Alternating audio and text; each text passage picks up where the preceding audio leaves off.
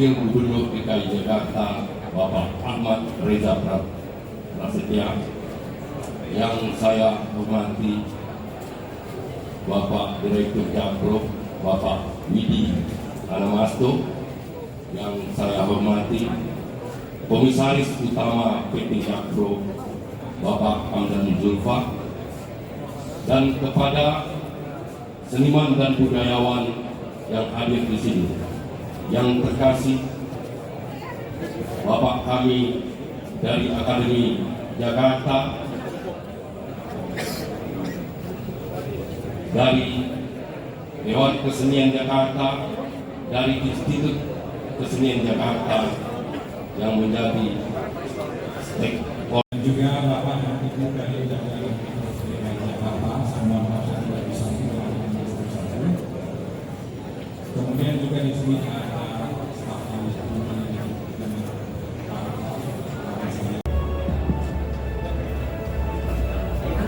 turunin satu. Yang terhormat Wakil Gubernur DKI Jakarta Bapak Ahmad Reza Patria, yang saya hormati Deputi Bidang Ekonomi Digital dan Produk Kreatif dari Kementerian Pariwisata, yang saya hormati Komisaris Utama Jakarta Propertindo, Direktur Utama Jakarta Propertindo dan seluruh jajarannya, yang saya hormati Ketua Dewan Kesenian Jakarta Bapak Danton Siomping dan seluruh jajaran Dewan Kesenian Jakarta, Sekretaris Yayasan Seni Budaya Jakarta, juga yang saya hormati Ketua Majelis Adat Badan Musyawarah Betawi Bapak Haji Nuri, dan juga para tokoh masyarakat Betawi yang hadir di sini. Kita boleh beri tepuk tangan untuk para tokoh masyarakat Betawi yang hadir di sini. Perwakilan keluarga, Ibu Rahmi, putri dari Bapak Ismail Marzuki, Bapak Iskandar dari keluarga Emilia Sunasa, juga Ibu Maya, putri dari Bapak Sujoyono, dan Ibu Mersiana dari Yayasan Usman Effendi. Yang saya hormati, kita ada ketamuan dari pusat-pusat kesenian dan kebudayaan internasional di sini. Ada dari Head of Arts and Culture British Council Indonesia, juga Direktur Goethe Institute Indonesia, juga Direktur Institut Francis Indonesia, Direktur Japan Foundation, dan juga Ibu Rachel Cook dari Counselor for Public Diplomacy dari Kedutaan Besar Amerika Serikat. Yang saya hormati juga di sini para seniman, para budayawan, para kurator, para kolaborator yang tanpa mengurangi rasa hormat tidak disebut namanya satu persatu. Assalamualaikum warahmatullahi wabarakatuh. Selamat malam, salam sejahtera untuk semuanya. Malam hari ini adalah malam yang sangat membahagiakan. Di tahun 2018 groundbreaking itu dilakukan. Di tengah jalan pandemi menerpa, ikhtiar tetap dijalankan. Dan alhamdulillah hari ini fasilitas yang kita bangun itu mulai bisa kita pergunakan. Tiada kata selain rasa syukur kepada Allah Subhanahu wa taala, Tuhan yang Maha Kuasa, yang telah mengizinkan ikhtiar ini setahap demi setahap menemukan penuntasannya. Kita semua bersyukur bahwa Pusat Kesenian Jakarta Taman Ismail Marzuki sejak berdirinya November 1968 terus menjadi tempat di mana karya bidang kesenian ditumbuhkan, pribadi-pribadi menjadi seniman dibesarkan. Begitu banyak nama-nama yang kita ingat sebagai pribadi-pribadi fenomenal mulai dari nama seperti Sardono Wekusumo, Rendra, Arifin Senur, Farida Utoyo, Avandi, dan lain-lain. Oleh Ketua Dewan Kesenian Jakarta, Bung Danton, tentang visi ke depan. Kita melakukan revitalisasi ini bukan tentang bangunan fisik. Ini adalah tentang membangun ekosistem di mana kegiatan kesenian, kebudayaan bisa tumbuh berkembang, dan kita ingin Jakarta menjadi salah satu pusat kebudayaan dunia, dan ini menjadi salah satu kontributor pentingnya lewat Taman Ismail Marzuki.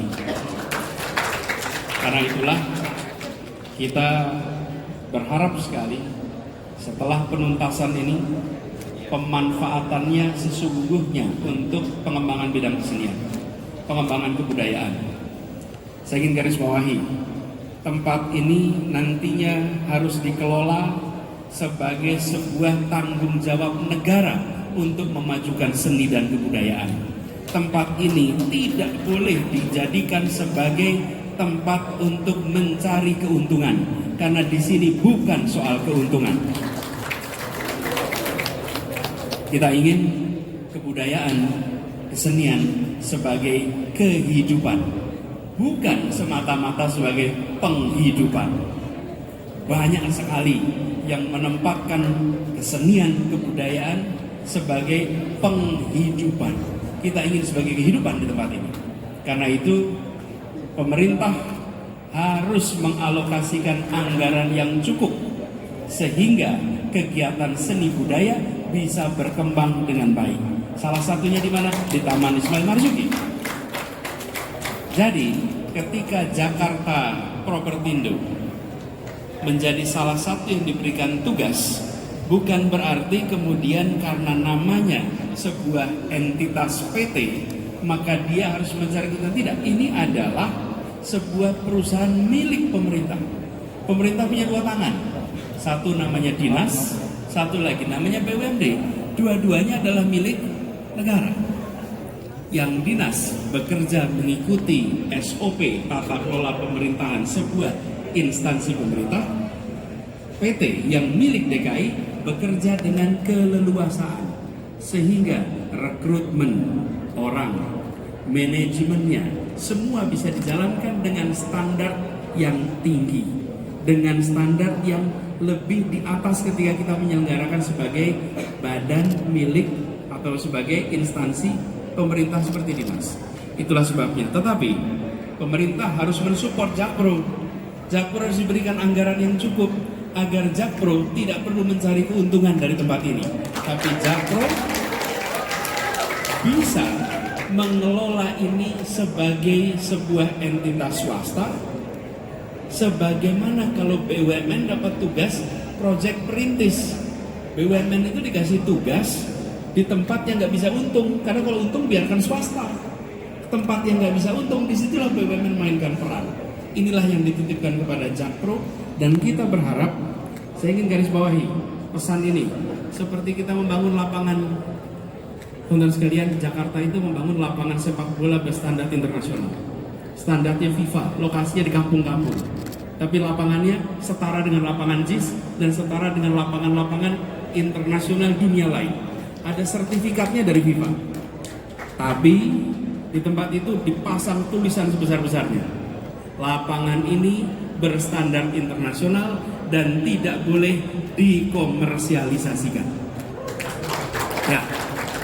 Jadi waktu lihat aja, kalau datang ke lapangan-lapangan besar itu, nanti ada tulisannya. Lapangan ini memang standarnya internasional, tapi tidak dikomersial. Kenapa?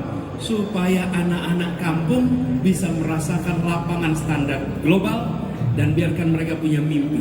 Ini Jakarta, kita mampu membiayai. Hal yang sama kita harapkan di Taman Ismail Marzuki. Nantinya tempat ini menjadi pusat kebudayaan kelas dunia, muncul karya-karya kelas dunia, muncul seniman-seniman kelas dunia, dan ini ditopang oleh pemerintah. Nah, kami berharap ini nanti diteruskan, karena komitmen ini harus dilaksanakan negara. Saya hanya bertugas sampai Oktober. Saya berharap ini pesan ini harus dijaga oleh siapapun yang bertugas di Jakarta, bahwa ini adalah bagian dari tanggung jawab negara memajukan kebudayaan. Mudah-mudahan ini semua bisa berlangsung panjang, dan kita ingin lihat bukan hanya gedungnya yang mempesona, tapi karya-karya yang muncul dari tempat ini itu yang harus mempesona. Pesan utama, jangan cuma mentargetkan menjadi seniman yang tuan rumah di negeri sendiri.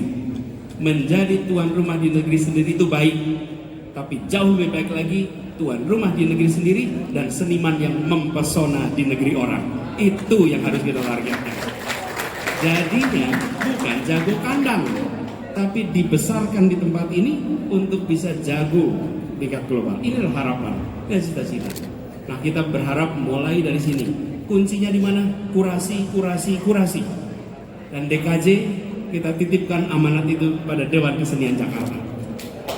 Menjaga supaya tempat ini betul-betul punya standar yang tinggi. Terus sekalian, kebudayaan yang akan nanti muncul di tempat ini insya Allah akan bisa mempesona. Bukan hanya kita, tapi dunia. Saya garis bawahi, kita harus targetnya jauh lebih tinggi. Kita warga Jakarta, kita warga Indonesia, dan kita warga dunia. Jangan lupa yang ketiga ini. Kita harus tinggikan target itu. Michelangelo, seorang pelukis yang sangat terkenal, pernah mengatakan begini. Ini bukan kata saya, ini kata Michelangelo. What I am afraid of is not that you fail to achieve your target. What I am afraid of is that you you achieve your target and your target is too low. Yang saya takutkan bukan Anda gagal meraih target. Yang saya takutkan adalah Anda berhasil meraih target dan target yang Anda raih terlalu rendah. Mari kita tinggikan target di tempat ini. Mari kita globalkan target kita. Sehingga kita semua dari tempat ini muncul karya-karya yang bisa mewakili Indonesia di dunia. Jadi dongengnya bukan Jakarta menerima tamu global saja, tapi dari Taman Ismail Marzuki kita mengirimkan seniman budayawan ke lapar internasional. Itu adalah sebuah harapan yang kita miliki. Mudah-mudahan setahap demi setahap bisa tercapai. Alhamdulillah sekarang sudah fase penuntasan, dan malam hari ini kita memulai dengan pameran seni rupa. Insya Allah dari peresmian galeri seni dan aneks Taman Ismail Marzuki serta pembukaan pameran koleksi seni rupa DKJ yang nantinya akan menjadi ikon baru Jakarta, maka babak baru dari sebuah tempat pusat kesenian Jakarta akan kita masuki sama-sama. Harapannya peresmian nanti segera dituntaskan. Kita seberapa persen lagi ini akan tuntas, nanti baru kita resmikan. Dan izinkan saya menyampaikan terima kasih kepada Dewan Kesenian Jakarta, semua seniman yang telah berpartisipasi menampilkan segala macam koleksi arsip karyanya di peresmian galeri seni dan aneks ini. Dan harapannya melalui pembukaan pameran koleksi dan arsip Dewan Kesenian Jakarta ini, kita akan bisa mengajak seluruh warga untuk memiliki pengalaman awal atas pusat kesenian tim ini. Bapak sekalian yang saya hormati, izinkan kesempatan ini saya juga menyampaikan rasa syukur karena ini dilakukan di bulan Juni pada saat kita merayakan Jakarta Hajatan. Ini adalah perayaan kita atas ulang tahun kota kita tercinta. Sekaligus saya sampaikan kita berada di Gedung Panjang. Di Gedung Panjang yang arsiteknya cukup unik. Insya Allah gedung ini akan diberi nama. Dan nama yang akan diberikan untuk Gedung Panjang ini adalah Gedung Ali Sadikin.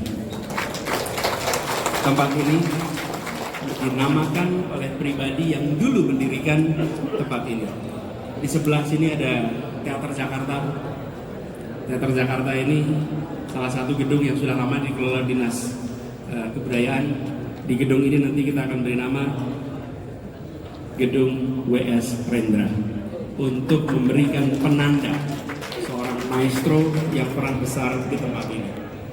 Nantinya kita ingin generasi muda yang datang akan bisa belajar banyak, bukan hanya mengetahui masa lalu, tapi belajar untuk menghasilkan karya yang lebih hebat untuk masa depan. Demikian yang bisa saya sampaikan. Izinkan saya menutup dengan rukunnya sebuah pembukaan dan mengucap Bismillahirrahmanirrahim. Peresmian Galeri Seni dan Aneks Taman Ismail Marzuki serta pembukaan pameran koleksi dan arsip Dewan Kesenian Jakarta secara resmi dinyatakan dibuka. Ada pantun, boleh baca pantunnya? Jalan-jalan ke Cikini, naik busway dari Keporsiri. Mari kita ke Taman Ismail Marzuki, menikmati seni bermutu tinggi. Assalamualaikum warahmatullahi wabarakatuh. Bapak Anies Baswedan selaku Gubernur DKI Jakarta. Bapak Anies, dimohon berkenan, di sini sudah ada kanvas, Bapak. Iya, baik. Nah, nanti kami mohon berkenan Bapak untuk mencoretkan hanya satu garis saja yang nanti akan dilanjutkan oleh seniman. Baik, Bapak pilih warnanya, silahkan, mau warna kuning, merah, hijau, kayak silahkan, tapi hanya satu coretan saja Bapak, dimohon berkenan. Ini sebuah simbolis yang sangat luar biasa sekali. Oke, yang dipilih Bapak Anies berwarna orange ternyata. Wah. Ada Persija Jakarta nih Pak, betul Pak? Oke, baik, kita hitung. Persija sejati, boleh tepuk tangan buat Pak Anies. 1, 2, 3. Yeay, satu coretan luar biasa dan nanti ini akan dilanjutkan oleh salah satu seniman. Oke, terima kasih Bapak Anies. Memang The Jack sejati, berwarna yang dipilih pun berwarna oranye kan. Oke, selanjutnya kami minta Bapak Anies untuk dapat menekan tombol yang juga akan didampingi oleh Bapak-Bapak sekalian sebagai simbolis pembukaan bulan seni rupa. Baik, nah Bang Jody, kayaknya agar lebih meriah, boleh kita agak kesini sedikit ya, biar seluruh tamu undangan melihat. Bapak Ibu, agar lebih meriah kita akan countdown dalam hitungan 3 sampai 1 dan kita akan saksikan bersama-sama pemencetan tombol ini, boleh ya langsung? Semua harus ikutan ya untuk countdown ya, untuk hitung mundur nih. Sudah siap semuanya? Sudah seperti ini Bang Jody ya. Oke, kita hitung bersama-sama. 3, 2, 1. Luar biasa. Beri tepuk tangan yang meriah. Dan dengan ini, Bulan Seni Rupa Taman Ismail Marzuki, Pusat Kesenian Jakarta telah resmi dibuka. Assalamualaikum warahmatullahi wabarakatuh. Saya Riza Patria, Wakil Gubernur DKI Jakarta. Ayo tonton, like, komen, dan subscribe channel YouTube Maskur Majasun. Terima kasih. Wassalamualaikum warahmatullahi wabarakatuh.